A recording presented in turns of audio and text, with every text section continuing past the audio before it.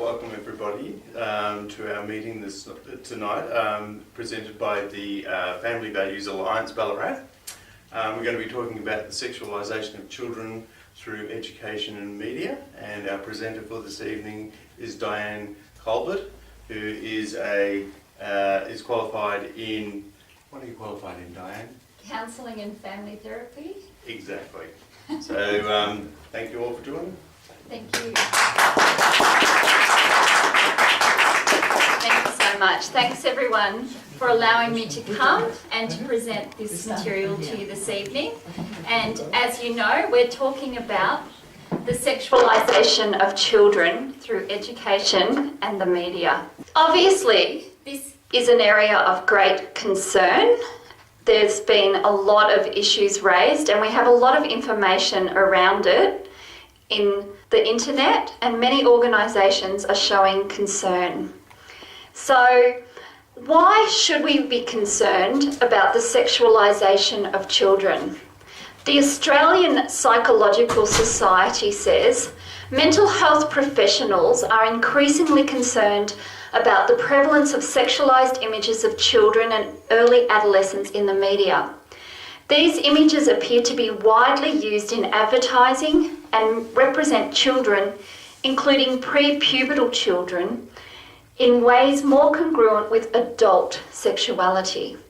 The values impact in the images are that physical appearance and beauty are intrinsic to self-esteem and social worth, and that sexual attractiveness is a part of childhood experience. Research has shown that the exploitation of children, particularly girls, as sexual objects has a detrimental effect on adolescent development, increasing the risk of depression, eating disorders, and low self-esteem. The unrealistic depiction of children in a sexualized manner is not only harmful to girls and women, but has wider consequences in the community. And we're certainly seeing a lot of those consequences. Now, this young girl, a 9-year-old actress, is pictured like this. Now, if any of you are looking at this and thinking, oh gee, that's not so bad, that's because we have so much of this around us all the time that we're actually becoming desensitized to the sexualization of young girls and women. So if you thought that's not too bad, some people do. It's because you, through a process of seeing these images all the time everywhere, have become a little bit desensitized to it. Now, the article was called Stealing the Innocence of Children, and one of the things they talked about was how many health professionals argue that a sex-soaked culture is taking an insidious toll on the emotional, psychological and physical well-being of children and young adolescents. And you can see many articles written all over the internet that are making that point. I was reading an article written by a woman and she actually said, "We are the problem." And the reason she said we are the problem is you hear things like, "Oh, but they just look so cute. Oh, but they're just adorable in that little outfit." And she was saying how sometimes we're not aware, or when you raise protest, you are stopped from your protest by, "Oh, but they're just so cute. It's just a bit of harmless fun," and not recognizing that it's actually not harmless. Now, this little girl is in one of those little swimming suits for cute little 4 to 6-year-olds. And in the article that's written by the Energetic Institute, they write, psychiatrists define sexualisation of children as the imposition of adult models of sexuality on children and adolescents, and categorically state it creates psychological harm to children. They note the implied or explicit linking of self-worth with popularity in terms of sexual attractiveness, with a negative impact on self-esteem. And swimwear is really not the only thing we need to be aware of. T-shirts carrying sexualized slogans, high-cut shorts, dance costumes, little high heels for little girls. Tween magazines are widely read by children and tweens and contain a very significant amount of sexualizing content such as beauty, fashion, celebrities, usually those famous primarily for their looks, and often those who star in TV shows rated unsuitable for children. Gossip, romances and crushes, particularly of very young girls, the target audience on much older men, celebrities. So this is a real problem, the tween magazines, and I've got a couple that I went shopping yesterday to buy a couple of magazines. So I've got a couple of them here. This one's called Total Girl, and they're actually well known for sexualizing children. So I picked it up in my little packet not knowing what would be inside, and there was a range of potential toys that you might receive in. I actually scored a nice little pair of socks. Nice, not bad at all. The most sexualized image in this one is this particular girl, but if you read through, you will see a few other sexualized images throughout the tween magazine. So that's one of the magazines. They actually were sold out of Barbie magazines. I was really disappointed because I heard you could get a lot of sexualized material in the Barbie magazines, but it was sold out. Couldn't pick that up. But I also was able to pick up another tween magazine. And what really struck me, this one is for young children. You can tell by the cuteness, right? For really young kids. It's called, well, it says Hello Kitty. I'm not sure if it's called Pink or what it's called. It's hard to tell. And if you looked at the colouring here, you'd actually see we've got colouring in of a very sexualized woman. And that's the colouring in for the young girls. And then we've got these little play cards that came with it. Now, you probably can't see this, but really high cut, well, low cut tops, high cut shorts in the pink magazine. You might be able to tell a little bit more on the camera, and actually I'll just pass this to the front row who can pass it around and pass it back so you can have a little bit of a look at that. So, and it's hard to see, but you've got your cute little girl here again in very high cut shorts, and low cut top. Very common for a lot of those magazines. So the sexualization is coming through quite strongly in all areas of media, in the magazines, in the advertising. Had a bit of a look around some of the shelves, some cute Barbie dolls, but gosh, you should see what they were wearing or hardly wearing would be more to the point.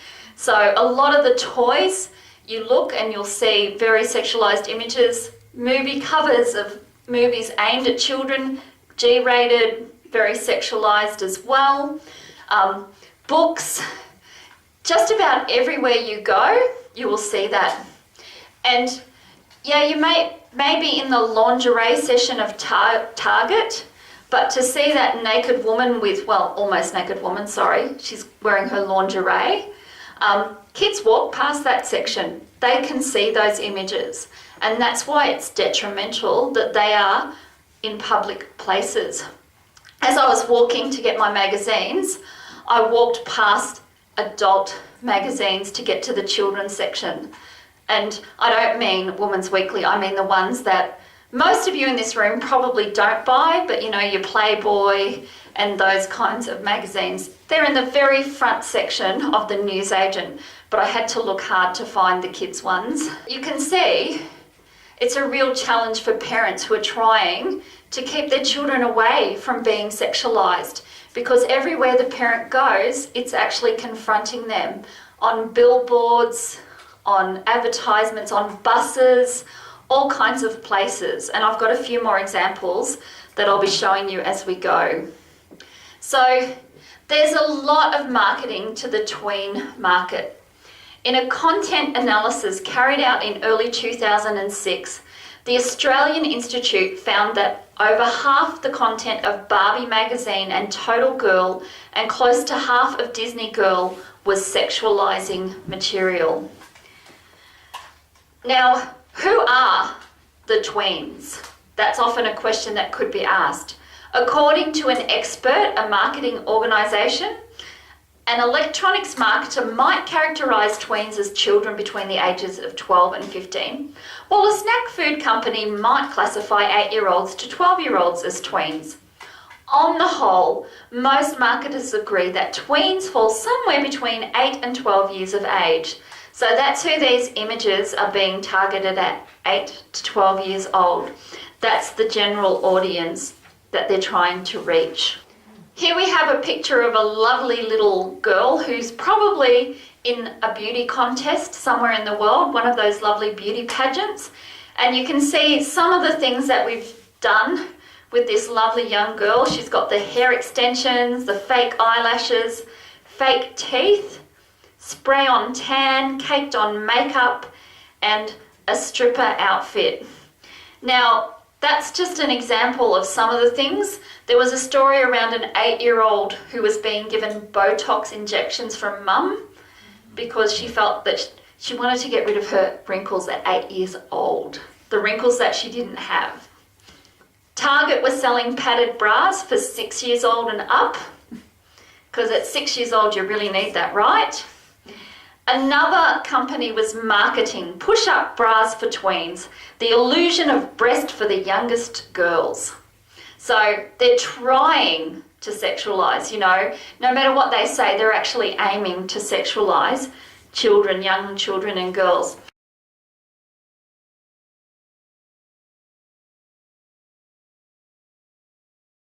And this was from an article that was written called The End of Innocence, the Cost of Sexualizing Kids. Sexualization, experts say, devalues accomplishment, intelligence, and character. Think about that for a minute. It's devaluing the accomplishments, intelligence, and character of children and young people.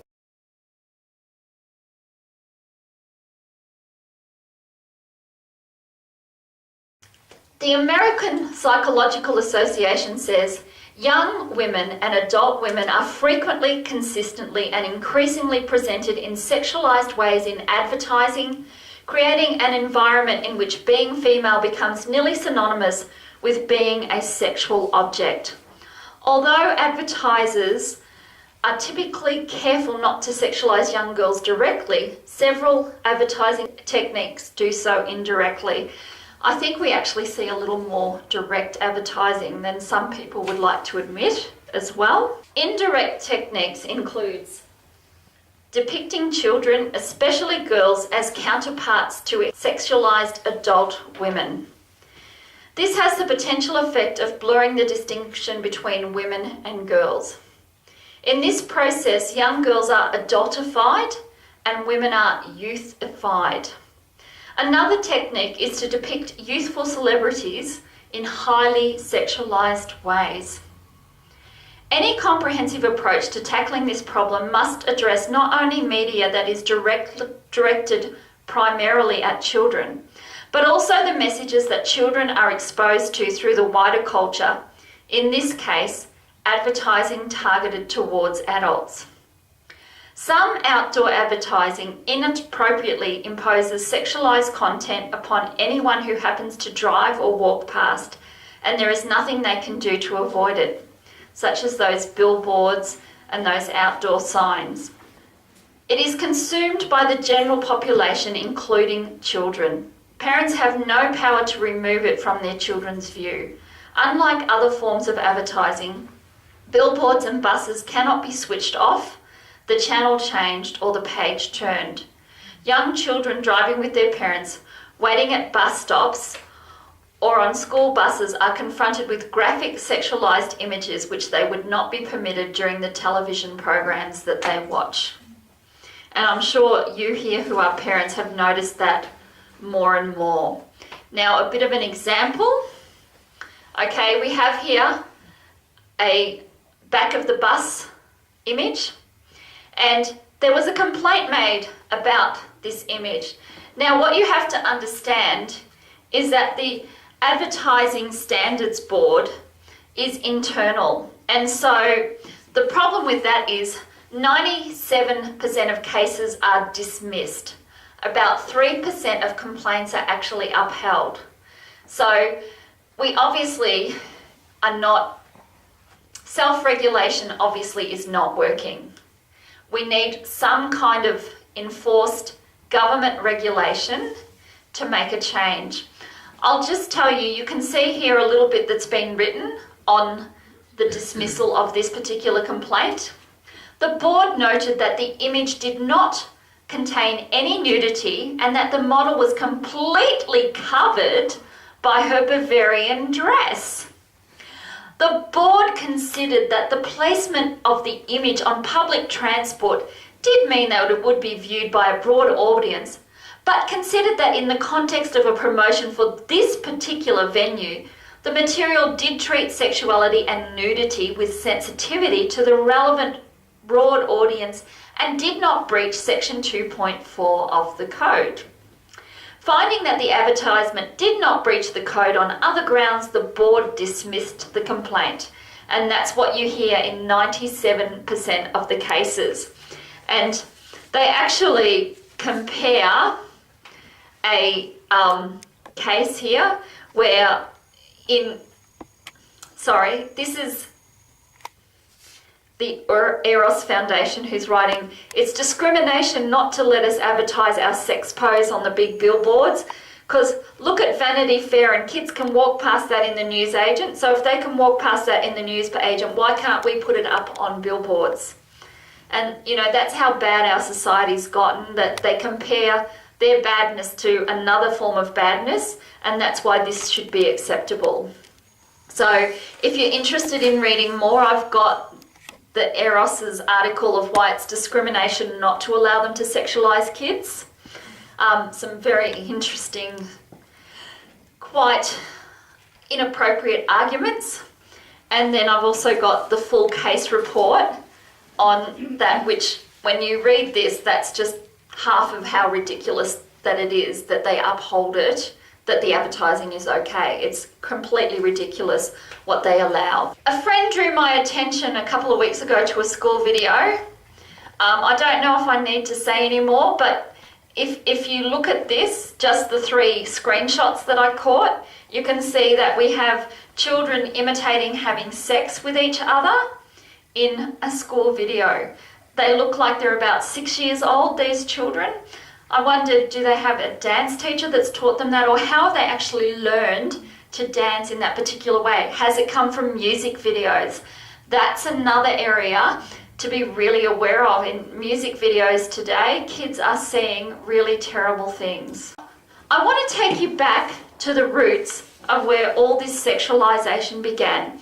And not many people would be aware of this, but the Kinsey Institute, Alfred Kinsey, is actually the beginning of the sexualization of children. He's known as the father of sexology, and this is what is said about him. His groundbreaking and controversial research on human sexuality profoundly influenced social and cultural values. You're not wrong, it has had a profound influence, but not in a good way. Kinsey published Sexual Behaviour in the Human Male in 1948, followed by Sexual Behaviour in the Human Female in 1953. The 2 books, known as the Kinsey Reports, became bestsellers and sparked a firestorm of controversy. And it was in these books being published, which carried fraudulent research. He talked about the average male, and what actually happened was a lot of the people he interviewed were people who were in prison or had been released for sexual offences. So the average male actually turned out to be a high proportion of sexual offenders that were interviewed. He himself paraded as a happily married man. He actually was in an open marriage, which back then is very radical, okay? So he and his wife had an agreement. They could have sex with whoever they wished to have sex. He was a homosexist. He believed in the superiority of homosexuality. So when he and his research assistants were having lots of sex, he was a porn addict.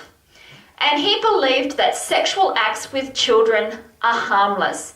And so all of that came in to his research, as he called it. He was the founder of the myth that children are sexual beings from birth. And you may have heard that.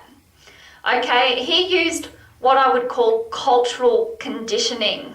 This was written about in a different book, but this is a good description of what cultural conditioning is. Our effect is achieved without reference to facts, logic, or proof. Through repeated infralogical emotional conditioning, the person's belief can be altered whether he is conscious of the attack or not. Indeed, the more he is distracted by even specious surface arguments, the less conscious he will be of the true nature of the process. So anyone who disagrees, they use what they call jamming, which is they shut you up by calling you names. Oh, you're just a conservative. Who are you to judge? You're such a prude. You old school dinosaur.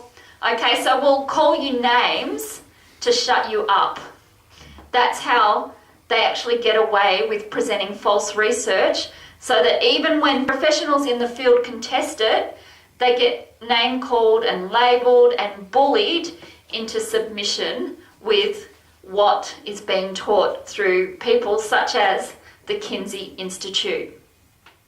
Now that lie has spread so that we have come to the point where you have lots of websites. You've got this lovely picture of these two young children, and underneath it the word sexual beings. At the top of the site it looks lovely, holistic, mindful, sustainable, courageous, sharing the new story of childhood, parenthood and the human family, an alternative media and non-profit educational project. And this is what they're putting up, children as sexual beings. You will find lots of them. Another one aimed at youth. Okay, we've got the Youth Embassy website.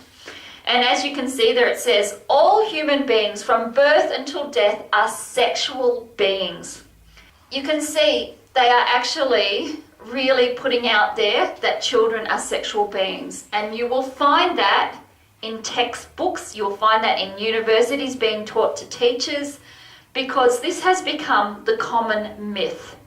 Now, it took about 30 years for Alfred Kinsey to be exposed as a man who was working with pedophiles. And a lot of his research came from working with pedophiles very directly. You can see in his first book in 1948, he published a couple of tables around sex with children. Now here we have a 5-month-old, number of orgasms of a 5-month-old baby, 3 orgasms. Okay, don't know how long over that period of time that was. An 11th-month-old, 10 orgasms in 1 hour. So they've been masturbating this 10-month-old baby for an hour. Like, how do they get this particular data? So this was in his book. It's evidence of his work with pedophiles to say children have orgasms. Now, let me tell you a little bit about how orgasms are described by this man. Fainting, screaming. The understanding that we have of childhood sexuality and normal childhood sexual development, as it is believed and taught in academia today, comes from the experimental evidence documented in Kinsey's report published in 1948 with the childhood sexuality tables that we are discussing. It is absolutely astonishing that this is taken as the basis for what we understand to be normal childhood sexual development. And when I try to explain this to colleagues in the type of science I'm involved with, in what I call the harder sciences of biology or medicine, statistics, immunology, they do not believe me. And the only way I can convince them of the truth of this is to go to the library, pull off the shelf of Alfred Kinsey's books and show them what is inside, and it's quite shocking. And that's a researcher, Gordon Muir, a scientist who's written that. Some of the other things that were written about the supposed orgasms. Some of the children exhibited extreme trembling, collapse, loss of colour, and sometimes fainting. To me, that sounds very much like trauma. I don't know about you, but that sounds like trauma to me. The males in the group will fight away from the partner. Notice they're calling these little children partner, and may make violent attempts to avoid climax, although they derive definitive pleasure from the situation. So you can see how sick the minds of the people are that were involved in this. And there's another table, okay?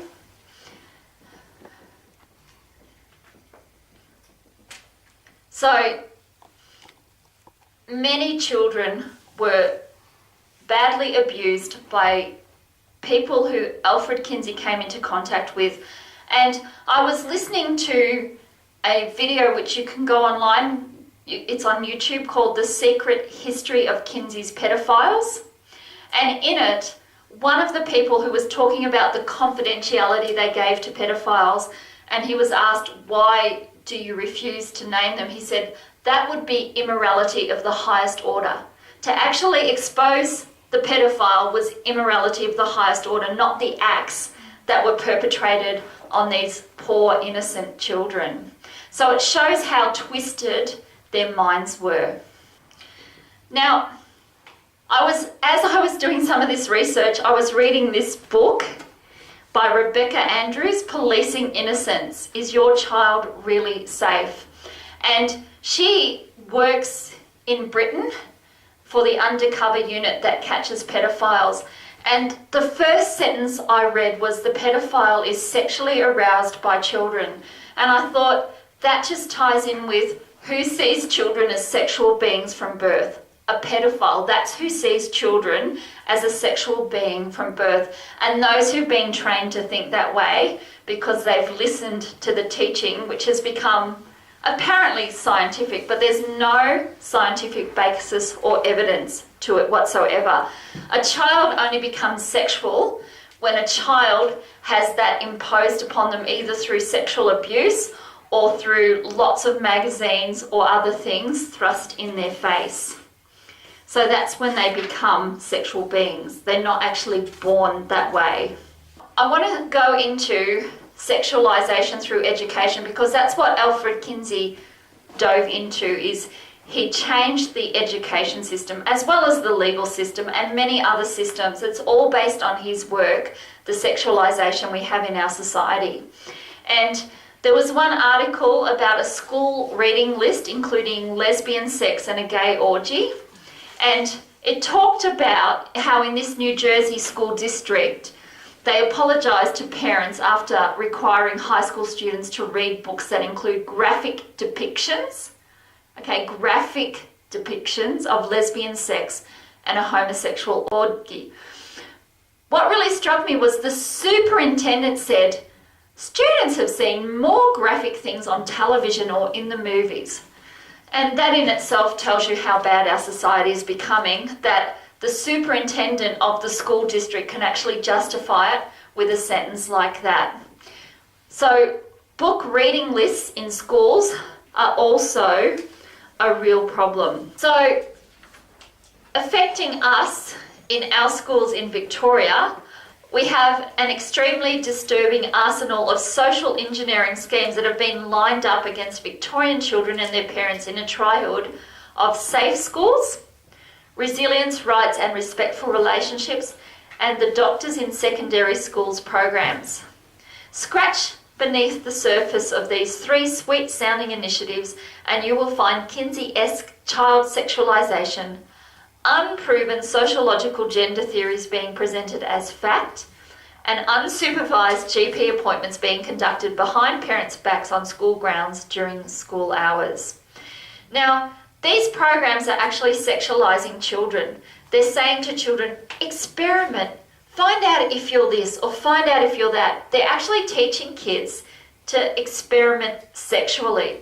So this program, not only is it teaching contested gender theories, but it's also sexualizing children in that it's telling children, go out and experiment. See what you feel like. See whether you're really a girl or a boy. What do you feel like you are? They also tend to, if you look at some of their advertising, they make risky forms of sex look cool and attractive. So they're encouraging risky sexual behaviours.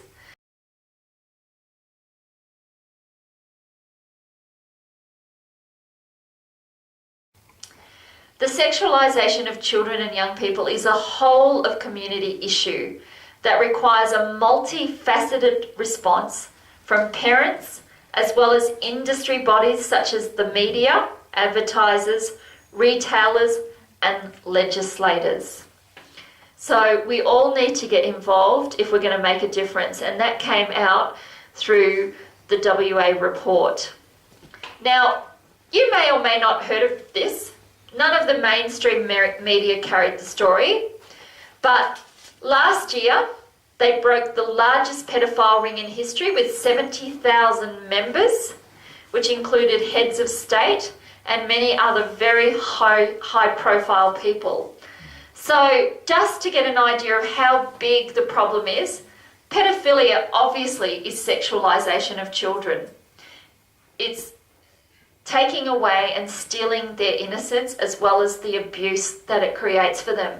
And it's one of the biggest problems we're currently going to be facing.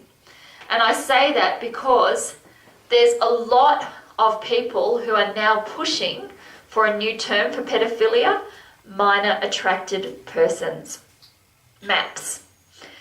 And they're pushing for it in several ways. They're minimising the trauma of the abuse on children and young people. And here's one article that shows you how much they're minimising that. They're saying, the case clearly involves a process of change that has been commented on elsewhere, that 95% of sexual contacts between adults and children aged under 12 are situations where trauma does not happen at the time the sexual contact occurs.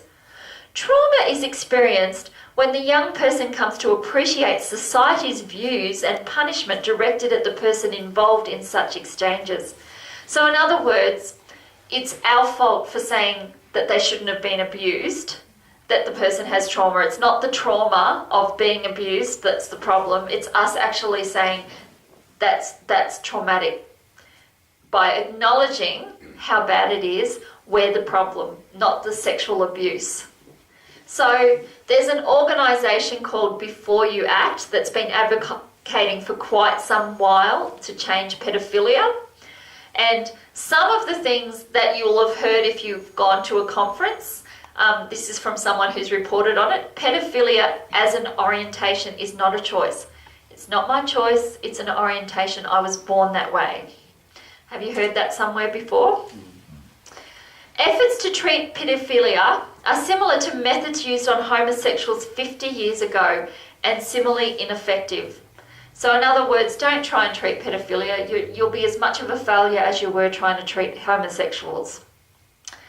Minor attracted persons do not exhibit narcissism, psychosexual immaturity, psychopathology, neurosis or any personality disorder more than people attracted to adults. So in other words, they're saying a pedophile is just like you and me, just like anyone. And according to Kramer, minor attracted persons, interact with minors in a variety of non-sexual ways and develop close friendships with them. I'm sure that's very comforting for you parents to hear that the pedophiles are acting with your children in a variety of non-sexual ways and developing close friendships. Kevin Bishop, an admitted pederast, now pederast means men who like to have sex with young boys, okay, is promoting the work of the North American Man-Boy Love Association in South Africa. Bishop, who was molested at the age of 6, is also an admitted homosexual who is blunt about the relationship between homosexuality and pedophilia. Scratch the average homosexual and you will find a pedophile, said Bishop in an interview with the Electronic Mail and Guardian. That was in 1997, he said that. Bishop is on a crusade in South Africa to have the age of consent sexual laws abolished, and he is looking for help from NAMBLA to accomplish his goal. Bishop agrees with NAMBLA, North American Boy Love Association, that the next social movement in Western politics will be an attack on sexual ageism, which prohibits sexual contact based on age differences.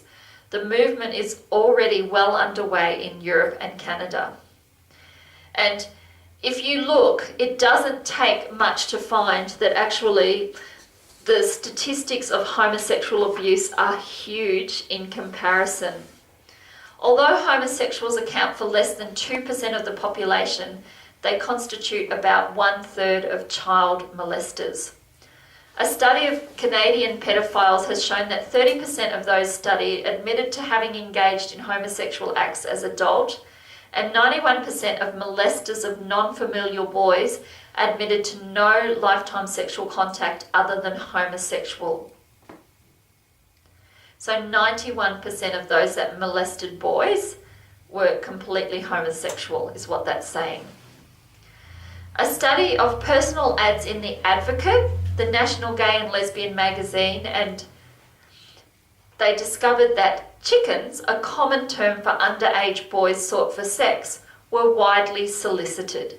Many of the advertisements in the magazine solicited boys and teens from within a larger pool of prostitution ads. So we have again recruiting young children and sexualizing young children.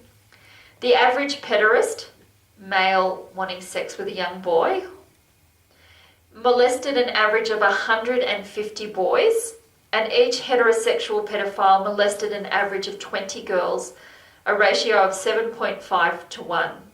So they account homosexuals for a far greater number when you look at per capita, and they also account for much higher numbers that they abuse. So it is a real risk to children. Pornography and its impact.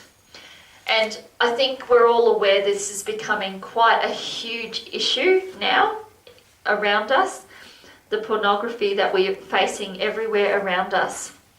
There is compelling evidence that pornography is having a profound impact on the lives of children by shaping young people's sexual understandings, expectations, and practices. I don't know if anyone heard about it, but they were actually at one point saying we should use pornography in sex education classes in high school as part of their sex education. Like, that's how bad some people are in their thinking. Children's exposure to pornographic materials puts one at increased risk of developing sexual deviant tendencies, committing sexual offences, experiencing difficulties in one's intimate relationships, and accepting the rape myth. Given the sharp rise in addiction rates, the rise of freely available hardcore pornography on the internet, and the very high rate of consumption of pornography by children, it is obvious that immediate action to curb children's exposure to internet pornography is needed. A universal, by default, ISP-level internet filtering regime at the Commonwealth level is needed to provide a child-friendly, clean feed internet service. The increase in the use of smartphones to access the internet means it is essential that this extend to mobile services. And we know that there's huge impacts on children of pornography, and as they grow, it will also destroy the capacity for intimacy in relationships. It also encourages promiscuity, a major cause of marriage relationship breakdown that we see today.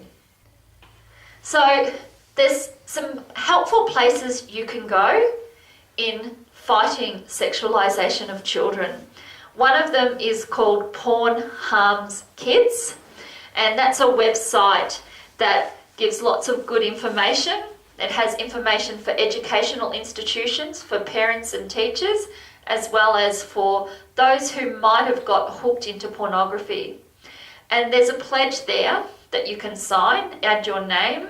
Okay, and the pledge says, I pledge to stand for a world where children can grow up without being psychologically harmed by accessing graphic, violent pornography online.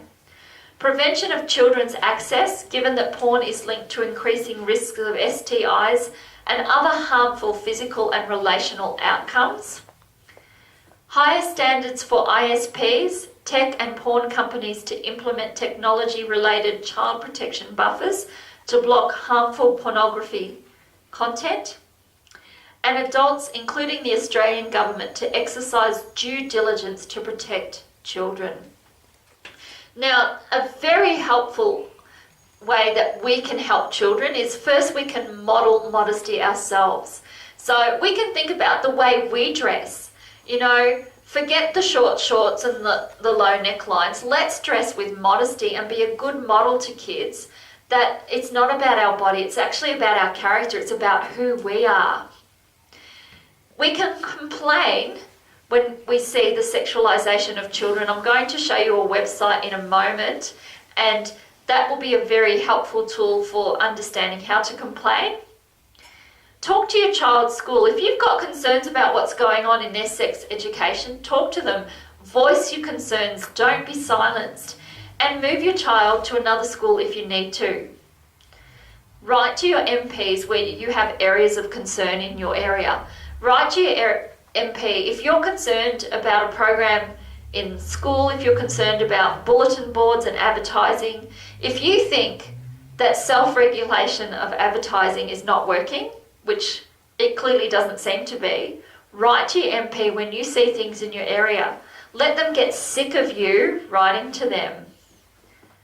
Call for ISP level internet filtering and sign petitions. Now, Collective Shout is a great website. They have lots of resources and links and information, keeping people up to date. So if you want to be actively involved in fighting the sexualization of children, this would be a good website to sign up to and to get their email updates from. Exceptionally helpful. They are a grassroots campaign movement against the objectification of women and the sexualization of girls. It's for anyone concerned about the increasing pornification of culture and the way its messages have become entrenched in mainstream society, presenting distorted and dishonest ideas about women and girls, sexuality, and relationships. So thank you so much for coming to this evening's presentation.